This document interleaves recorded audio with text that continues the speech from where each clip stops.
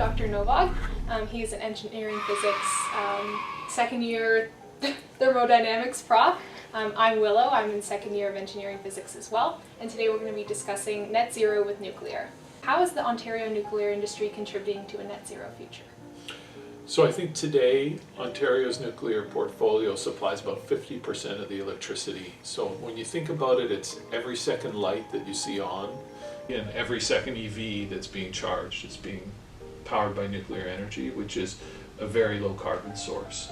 And I think if it wasn't for nuclear today, if we had to replace that with coal or natural gas, Ontario's carbon footprint would grow enormously. So I think nuclear is already a big part of the net zero plan in Ontario.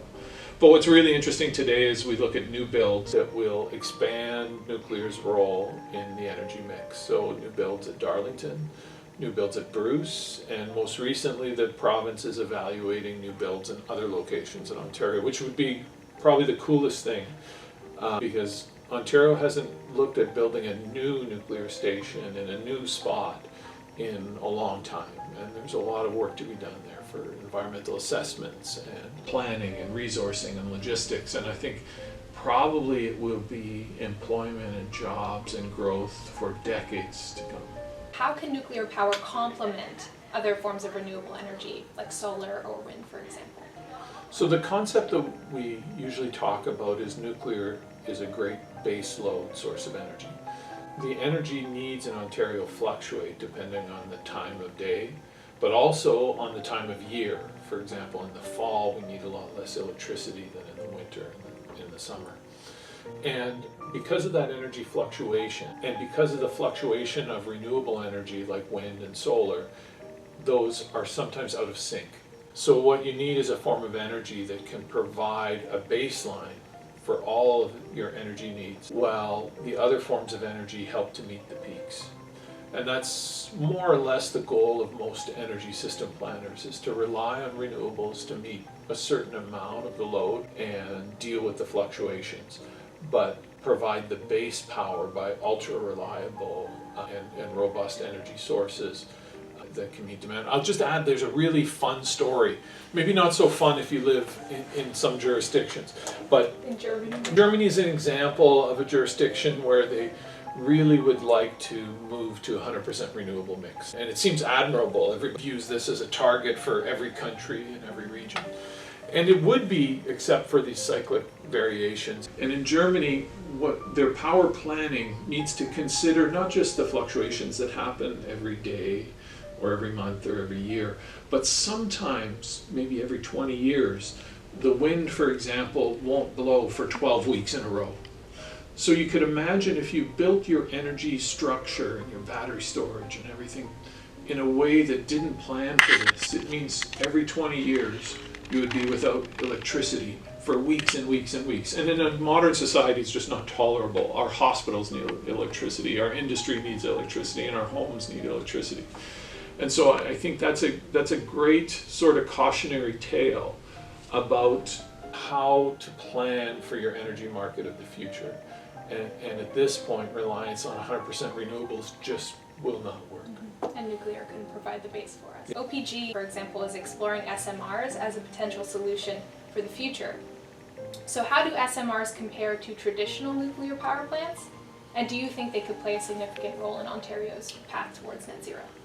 SMRs were a technology that started being discussed in the 2000s and 2010s.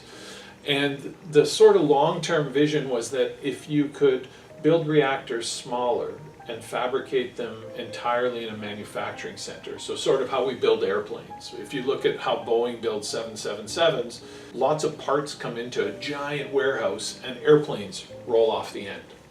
So people envision that we could build reactors in the same way, smaller, but in a mass kind of manufacturing standpoint. And by doing it that way, you would save cost, you would be more reliable in your component manufacturing, because everything would be done inside a controlled environment with robots and everything else that we have.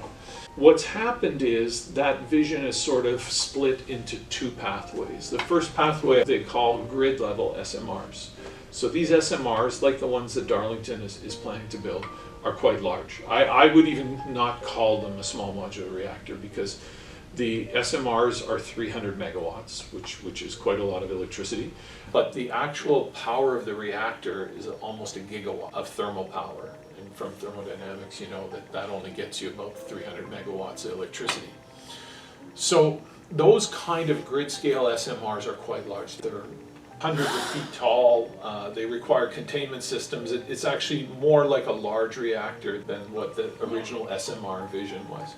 And then the other pathway is what we consider SMRs in the original concept. Things that are actually small enough to build in a factory and ship out. So eVinci from Westinghouse and so on, that can really almost fit on the back of a truck. It's hard to justify constructing a massive fabrication facility like that when nobody's placed any orders. And alternatively, nobody's going to place any orders until you can fabricate it cheaply. And so right now in the we call those micro SMRs. In the microreactor world, it's difficult to see how we break this chicken and egg scenario. What comes first, the fabrication or the orders? Yeah. We don't know. So that's interesting. There's either a mega SMR or a micro Yes. SMR. There is no true Yes. SMR. Yeah, and so I mean, this is in the public and in the media, you get a lot of this discussion on SMRs, and it seems like a magical term that everybody would like, to achieve. But the reality is, the SMRs they're building in Darlington are actually quite large and on the border of being large reactors. Are there any international examples of countries successfully integrating nuclear power into their net zero strategies that you think Ontario could draw lessons from when it comes to our own energy policy? Yeah, that's a great question. Globally, there's a lot of reactors that have been built or are being built, predominantly not in what are traditionally called Western societies. In UAE, there was 4 reactors, very large reactors built, on time, on schedule. Reactor constructions in China remain pretty much ongoing through all these times. When I look at a great example that I'd like to use is Romania. It's an interesting story because when Romania chose to buy Canadian CANDU technology decades and decades ago, probably none of you guys were born yet, it was still behind the Iron Curtain. It was still part of the Soviet Union. But the Romanian government chose to build the CANDU reactor because it was reliant on natural uranium as opposed to enriched uranium fuel. And even though the dictator in charge at the time of Romania was not a good person, in this aspect they made a sound decision because they didn't want to be reliant on fuel coming from another country. They wanted to be able to have fuel readily available. And so Romania is a good country where they agreed to buy 5 CANDU reactors. And in the 90s, Canada, as part of an international agreement to help Romania after the fall of the Iron Curtain, finished the construction of the second reactor, so there's 2 CANDUs operating there. And most recently, a construction contract was signed between Canada and Romania to complete 2 of the remaining units. The 4 units, so I mean, that's a country that will basically, on completion of those 2 reactors, almost be net zero. Mm-hmm. And so when you look at countries like that sort of have the foresight to look out 10, 20, 25 years, if we exercise the same decision making here, there's probably no reason we also can't be net zero. Globally, we look at the construction that's needed, but in Canada, we will need, if we're going to electrify all vehicles, and we're going to electrify industry and electrify home heating and all these things, mining, we are going to need to double or triple or quadruple the amount of electricity we have today. So we don't have very many sources of electricity that are expandable to that extent. Yeah. If you imagine every power plant in Canada, we need 4 just like it. The issues that comes up, and when you look at the engineering of this, is how well can we scale technologies? How well can we build, let's say we really had to build 4 power plants for every one that we had today. Could we do it? And the truth is, yes, we can. In the late 1960s through early 1980s, when we look at jurisdictions like France or the United States or Canada, we built reactors at that pace without a problem. And we did it without, RFIDs, and we did it without computer-aided design, and we did it without 3D printing. And so if we could do it with kind of the technologies in the 1960s and 70s and early 80s and build, 2, 3, 4 reactors every few years, we should be able to do it better today and faster today and cheaper today than what we did back then. Now, one of the problems is when you haven't done something in a long time, you're not very good at it. Right. I anticipate we will have teething pains. We're not going to build our first reactors and have everything go perfectly. Right. Like imagine you got this great job, great construction, and then there was no new construction for 10 years. You're going to go find something else to do, and all that expertise will leave with you. And so I think what's really going to be the secret to success in Ontario and Canada is committing to a technology and then doing it over and over again without stopping. Until we're back in the Until you're back in the You game. anticipated my next question, which is, what do you see as the main challenges for expanding nuclear in Ontario? You know, the first thing is that we will need people. We'll need really good people of all varieties. We're going to need people who are trades orientated. We're going to need people to manage trades. We're going to need project managers. We're going to need all kinds of engineers. We're going to need people who know about concrete and steel and all these things. And if you look at a modern construction site, it looks like chaos. There are anywhere between 6,000 and 8,000 people on a nuclear construction site during build for each unit. So imagine in Ontario if we wanted to build 8 units. How many people will be coming and going and moving things? So, you know, when you look at new realities like AI and image recognition systems, maybe AI can help us manage that chaos better than we could before. I think we need to make sure that we're using things like AI to manage the risks and to control construction. Because we'll need lots of people, but then we'll somehow have to manage all of those thousands of people and figure out that if they're all doing the right things at the right time. And I think that's where AI can help. Like when I look at really exciting technology where you just install cameras and it can track construction.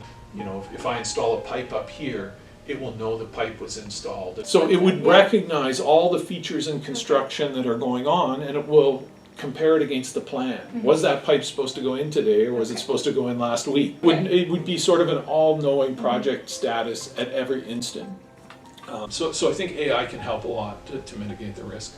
I think the other thing that will be challenging is we're not going to be the only country building out at this rate. There'll be a competition for resources, for people. I think before, you know, we sort of, in Canada, when we went to build reactors, we relied on immigration of engineers from the UK or from Romania or from different places in the world.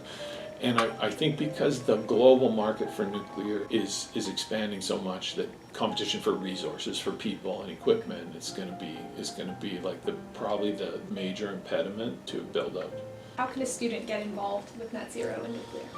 So net zero and nuclear, I think there's lots of good avenues. The first place is, you know, take courses. There's great online courses, gain familiarity in nuclear reactor designs on your own or through programs that you're involved in. There's a lot of great work done by the Canadian Nuclear Society and the Canadian Nuclear Association. So the Canadian Nuclear Society is like a scientific society that looks at the technologies and how we communicate them. The Nuclear Association is about advocacy to government and to the public. And I think both of those organizations are always looking for people.